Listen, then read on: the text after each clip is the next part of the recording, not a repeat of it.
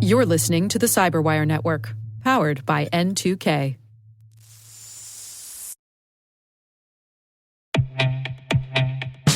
AI is changing how enterprises operate and how they stay protected. It's time to eliminate risk and protect innovation. From March 23rd through the 26th, join Trend AI for actionable AI security insights. Catch impactful sessions at RSAC, then unwind and grab a bite at their lounge in Trapesueño. Experience industry-leading AI security in person, engage with the experts, and get your chance to win $500,000. San Francisco, let's AI fearlessly. Learn more at trendmicro.com/RSA.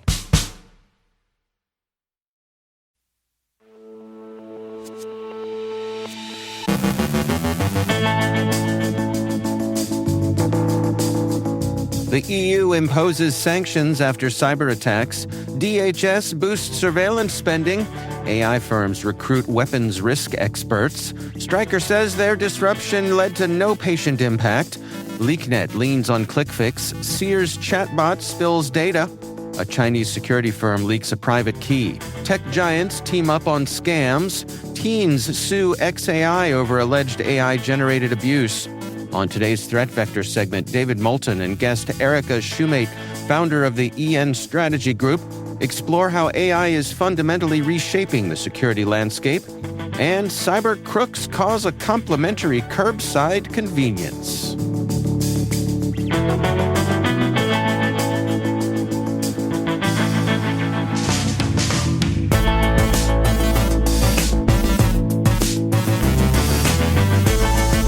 It's Tuesday, March 17th, 2026. I'm Dave Bittner, and this is your CyberWire Intel Briefing.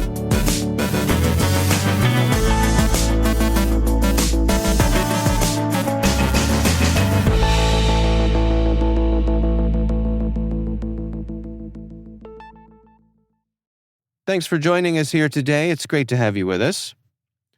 The European Union has imposed targeted sanctions on 3 foreign companies and 2 individuals linked to cyber attacks against its member states. The measures affect China-based Integrity Technology Group and Angsum Information Technology, along with Iran-based Mnet Pasargad. EU officials say Integrity facilitated the compromise of more than 65,000 devices across 6 countries between 2022 and 2023. Anjun allegedly provided hacking services targeting critical infrastructure, while its co-founders were also designated. Mnet Pasargad is accused of breaching a French database, selling the data on the dark web, and conducting disinformation operations during the 2024 Paris Olympics.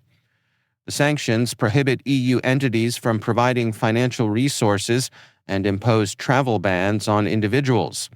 The EU's cyber sanctions regime now covers 19 individuals and 7 entities, reflecting a broader response to escalating global cyber threats. The Department of Homeland Security is preparing a major expansion of surveillance technology spending in 2026, with contract forecasts outlining hundreds of millions of dollars for enhanced detection and tracking systems.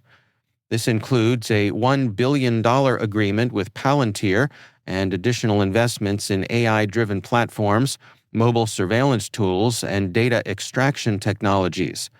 Officials and advocacy groups say increased funding, including a $191 billion package passed in 2025, has significantly accelerated these efforts. Critics argue oversight has not kept pace. Lawmakers and watchdogs have raised concerns about civil liberties risks tied to tools capable of facial recognition, phone data extraction, and large-scale monitoring. Questions have also emerged about transparency, as privacy impact assessments declined sharply and none have been filed this year. Internal tensions are also surfacing. The DHS Inspector General alleges the agency has obstructed oversight efforts, while lawmakers continue to push for investigations and limits on surveillance authorities. Anthropic is seeking a chemical weapons and explosives expert to help prevent what it calls catastrophic misuse of its AI tools, amid concerns they could reveal how to build dangerous weapons. The role requires experience in weapons defense and knowledge of radiological devices. OpenAI has posted a similar position, reflecting a broader industry trend. While companies frame these hires as safety measures, some experts warn they may introduce new risks by exposing AI systems to sensitive weapons knowledge. Critics also highlight the lack of international regulation governing AI and weapons-related information, raising concerns about oversight as the technology continues to advance. Stryker says a recent cyber attack was contained to its internal Microsoft environment and triggered a mass device wipe, disrupting operations but not products or patient safety. The company reports that tens of thousands of employee devices were remotely erased after attackers gained administrator access and used Microsoft Intune to issue wipe commands. Investigators found no evidence of malware deployment or data exfiltration, despite claims by the Handela Group that it destroyed over 200,000 systems and stole data. Electronic ordering remains offline, forcing manual processing while restoration efforts continue. The incident shows how compromised identity and cloud management tools can cause large-scale disruption without ransomware. According to Stryker and investigators, medical devices were unaffected and recovery is underway. LeakNet ransomware is using a ClickFix social engineering lure and a legitimate Dino runtime to gain initial access and execute malware in memory, reducing detection. Researchers at ReliaQuest report that victims are tricked into running malicious scripts, which deploy Dino, a signed JavaScript runtime, to execute payloads directly in memory. This bring-your-own runtime approach helps bypass security controls and leaves minimal forensic evidence. Once active, the malware fingerprints the system, connects to command and control infrastructure, and enables follow-on actions like credential theft, lateral movement, and data exfiltration via Amazon S3. Attackers are increasingly abusing trusted tools to evade defenses. According to ReliaQuest, consistent behaviors like unusual Dino use or abnormal PS exec activity may help defenders detect these attacks. Millions of customer interactions with Sears Home Services AI chatbot Samantha were exposed in publicly accessible databases, according to security researcher Jeremiah Fowler. The data included 3.7 million chat logs, 1.4 million audio files, and transcripts containing sensitive customer details like names, addresses, phone numbers, and appliance information. Some recordings captured hours of ambient audio after calls ended, potentially exposing private conversations. The databases, owned by Transformco, were secured after disclosure, but it remains unclear how long they were exposed or if others accessed them. Exposed service data can enable targeted phishing and fraud. Researchers warn that rapid AI adoption without strong data protections increases privacy and reputational risk for companies handling large volumes of customer interactions. Chinese security firm Qihu 360 reportedly exposed a sensitive wildcard SSL private key inside the public installer for its 360 Security Claw AI assistant, creating serious security risks.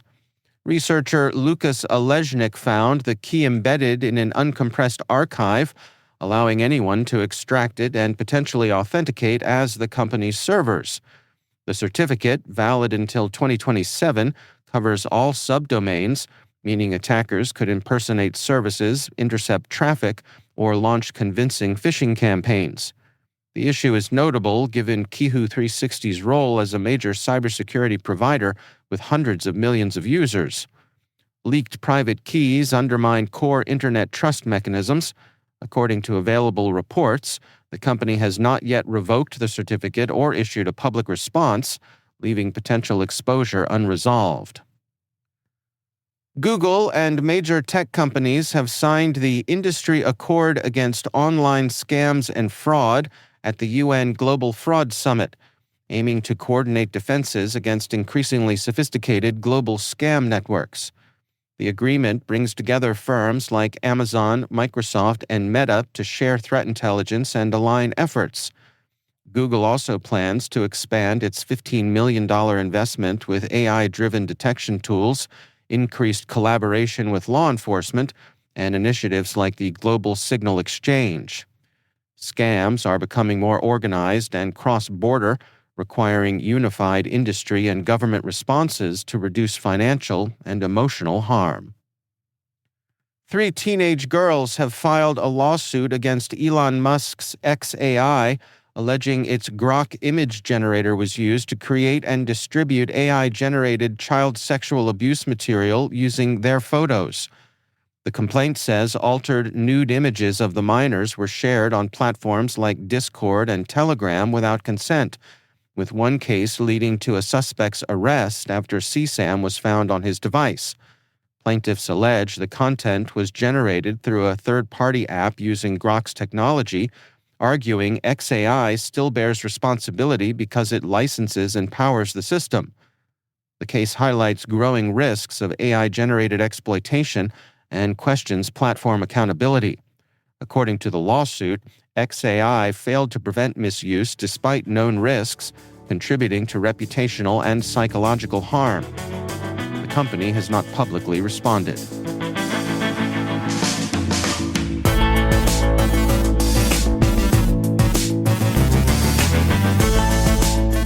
Coming up after the break, on today's Threat Vector segment, David Moulton speaks with Erica Shoemate about how AI is fundamentally reshaping the security landscape, and cyber crooks cause a complimentary curbside convenience. Stick around.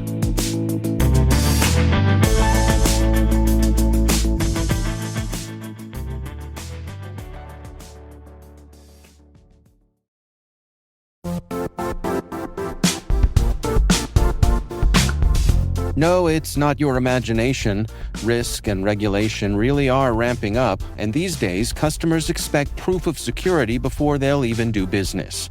That's where Vanta comes in. Vanta automates your compliance process and brings compliance, risk, and customer trust together on one AI-powered platform. So whether you're getting ready for a SOC 2 or managing an enterprise governance risk and compliance program, Vanta helps keep you secure and keeps your deals moving. Companies like Ramp and Ryder spend 82% less time on audits with Vanta. That means less time chasing paperwork and more time focused on growth. For me, it comes down to this. Over 10,000 companies, from startups to large enterprises, trust Vanta to help prove their security. Get started at vanta.com/cyber.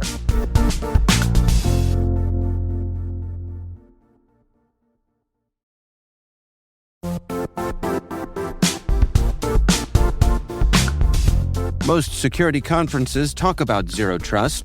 Zero Trust World puts you inside. This is a hands-on cybersecurity event designed for practitioners who want real skills, not just theory. You'll take part in live hacking labs where you'll attack real environments, see how modern threats actually work, and learn how to stop them before they turn into incidents. But Zero Trust World is more than labs. You'll also experience expert-led sessions, practical case studies, and technical deep dives focused on real-world implementation. Whether you're blue team, red team, or responsible for securing an entire organization, the content is built to be immediately useful. You'll earn CPE credits, connect with peers across the industry, and leave with strategies you can put into action right away. Join us March 4th through the 6th in Orlando, Florida. Register now at ztw.com and take your Zero Trust strategy from theory to execution.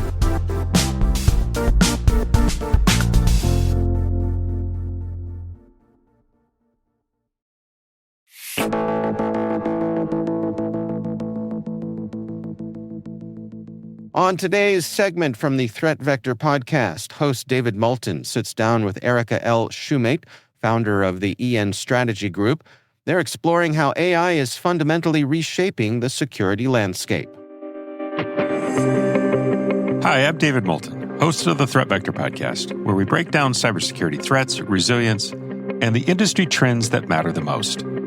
What you're about to hear is a snapshot from my conversation with Erica Shoemate, a public policy strategist and former FBI intelligence analyst who spent years working at the intersection of national security, AI, and technology ethics. Erica brings something rare to this conversation. She's lived on both sides. She's worked counterterrorism, counterintelligence, and crimes against children as a federal analyst. Then she moved into big tech.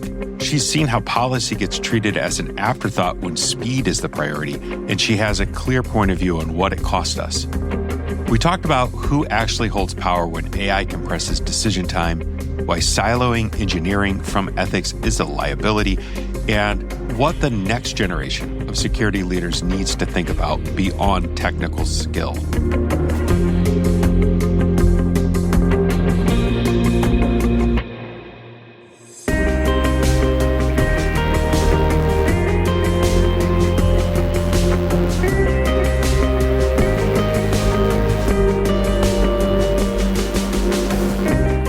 Erica, welcome to Threat Vector. I'm really excited to have you here and have been looking forward to this conversation since we started planning it.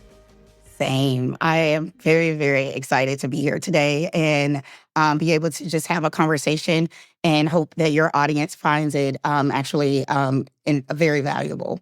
I know when I was looking at your background, I was impressed of your time in the intelligence community and then how you shifted that service into the private sector, helping out a number of different companies. Think about AI and cybersecurity and that intersection where things come together, even going into national security. Could you talk to me a little bit about that journey? Two sides, but kind of the same mission. For me, my North Star is always thinking about the human first and what human-centered design is. And my whole mission is working at the intersection of where people and technology collide. And when I take a look back at the work that I've done and walking through that path, for me, it's been having grown up in the FBI and the U.S. intelligence community.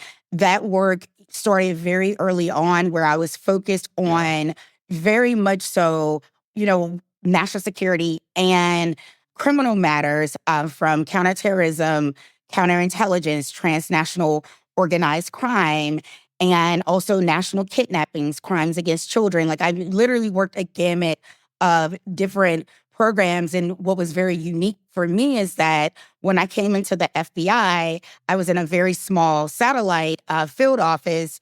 And there I had the opportunity to work all of the things that I'm telling you about, pick any hour of the day. I can't even say any day of the week. And I could be working it matters just because of the nature of how the office was set up and also the location of where I was. And that really set this, very young, naive professional up really to be able to, what I would say, kind of tip my toe into a bit of everything and actually understand it and do it very well, because I understood no matter whatever I was working, the analytic tradecraft in itself is the same, even though the threat and all of the emerging trends might be different. That piece to me was all of it was the same. And so that's kind of what I think about, taking myself back to the beginning of my career in national security. So it sounds like what you developed was a framework for dealing with threats or, assessing risk, and then you could apply that to different domains or specific instances. Am I understanding that right? Yeah, no, you're 100% right. Well, let's shift away from that sort of environment that you grew up in and some of the national security risks of that post 9/11 era to another big thing that's hit, with a ferociousness is AI. And I'm curious how you react to and what you think stands out most about how AI is being integrated into national defense and to cybersecurity. What stands out for you right now? Great question. What stands out for me most is that AI is really being operationalized in national defense and cybersecurity, quite frankly, before we've even fully internalized how it changes the threat dynamics. And we're not just automating tasks, we're automating judgment under this real pressure, right? You have these additional points that you're thinking about that you have to layer in. AI compresses time. Think about detection. Think about decision-making and response. They all move faster because of AI, which can be a good thing. But then on the flip side, you have to think about how your adversaries benefit from this too, especially our non-state actors and legacy cyber frameworks that assume human pace escalations. Really, AI breaks that entire assumption of what is possible and what is not possible. So in real world security operations, I'm curious, how do you ensure that the ethical principles survive the pressures of mission urgency or that hot threat response that's going on? Great question. Ethics, love it. Ethics don't survive because people are good. Like, that's what people want to believe, but that's just not how it works. They survive because systems enforce them. So holding the accountability piece, right? Ethics must be embedded into our workflows. Accountability must also be predefined. What is that criteria? What is accountability? What happens if I do this or the system does this? Then what is the consequence of that? What am I being held to if this thing fails as the person who is leading the thing? Pressure tested before real world deployment also is part of that we need to always keep top of mind. And when we think about the tools and processes, we want to think about, again, the human. Human in the loop for high impact decisions is a must. It is a non-negotiable, and we have to really think about that. Kill switches and escalation protocols are also necessary. Again, we're dealing with what we talked about earlier, fast technology. We have to have a way to be like, we got to kill it now. Even if you're like, oh my gosh, this is going to cost so much, we got to do the right thing and think about that part later because there are real people in front of this technology. Post-incident reviews that focus on learning, not blame, is where we keep the ethics at center and not the finger pointing, right? It's so easy to try to find someone where they're going to fall on the sword when we want to just think about the lessons learned, particularly, again, when we talk about not if it's going to happen, the when. If we're working from that standpoint from the beginning, we can always continue to have our active action post-mortem where our people still believe that this company is doing the right thing and we followed all the steps. And if we didn't, what was the mishap and why? And being able to lean into that is what people care about, I believe, the most too.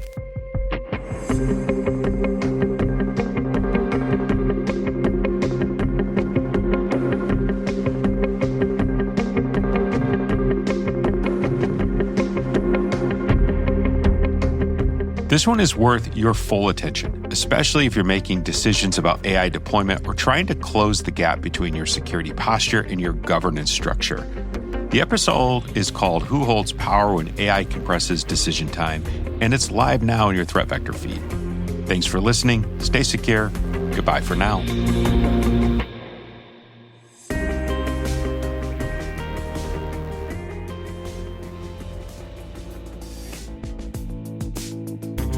Be sure to check out the complete episode of Threat Vector wherever you get your favorite podcasts or on our website, thecyberwire.com.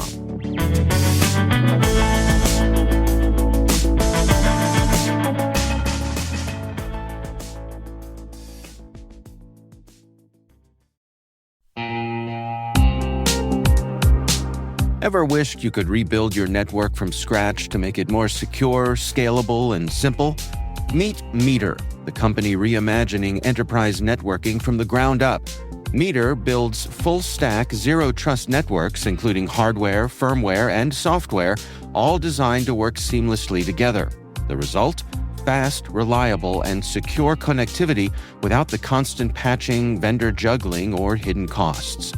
From wired and wireless to routing, switching, firewalls, DNS security, and VPN, every layer is integrated and continuously protected in one unified platform. And since it's delivered as one predictable monthly service, you skip the heavy capital costs and endless upgrade cycles. Meter even buys back your old infrastructure to make switching effortless. Transform complexity into simplicity and give your team time to focus on what really matters, helping your business and customers thrive.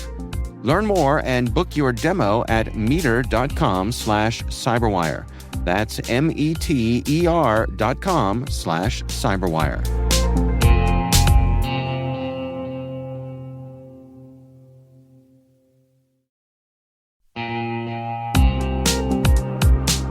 When cyber threats strike, minutes matter. Booz Allen brings the same battle-tested expertise trusted to protect national security to defend today's leading global organizations. They safeguard their data, strengthen enterprise resilience, and mobilize in minutes across energy, healthcare, financial services, and manufacturing. Their teams don't just respond, they anticipate, outthink, and stay ahead of evolving threats. This is powerful protection for commercial leaders, only from Booz Allen. See how your organization can prepare today at boozallen.com/commercial.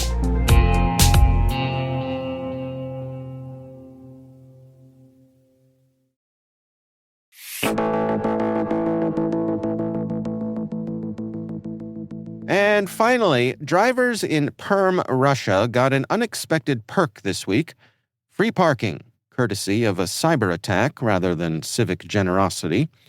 A large-scale DDoS attack overwhelmed the city's parking payment systems, knocking the Perm parking portal offline and making it impossible to pay. Officials responded pragmatically, suspending enforcement and effectively turned paid zones into a temporary free-for-all, with hopes of restoring the service soon. The incident is a reminder that when attackers flood systems with traffic, even routine services can grind to a halt. Disruptions like this can ripple into daily life, sometimes with oddly welcome side effects. According to local authorities, although the outage was caused by a massive DDoS attack, local drivers may remember it more fondly than most cybersecurity incidents.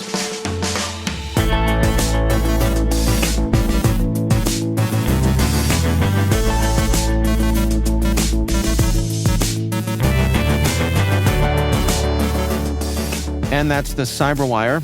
For links to all of today's stories, check out our daily briefing at thecyberwire.com. We'd love to know what you think of this podcast. Your feedback ensures we deliver the insights that keep you a step ahead in the rapidly changing world of cybersecurity. If you like our show, please share a rating and review in your favorite podcast app.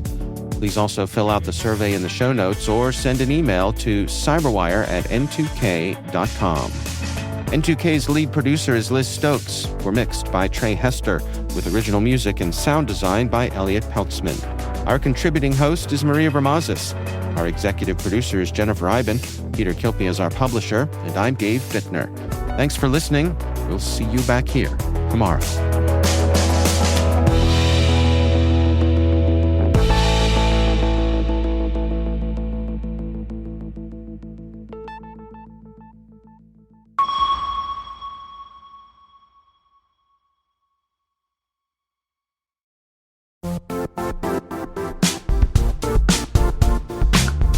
If you only attend one cybersecurity conference this year, make it RSAC 2026.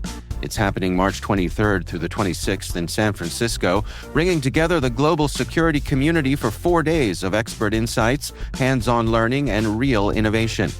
I'll say this plainly, I never miss this conference. The ideas and conversations stay with me all year. Join thousands of practitioners and leaders tackling today's toughest challenges and shaping what comes next. Register today at rsaconference.com/cyberwire26. I'll see you in San Francisco.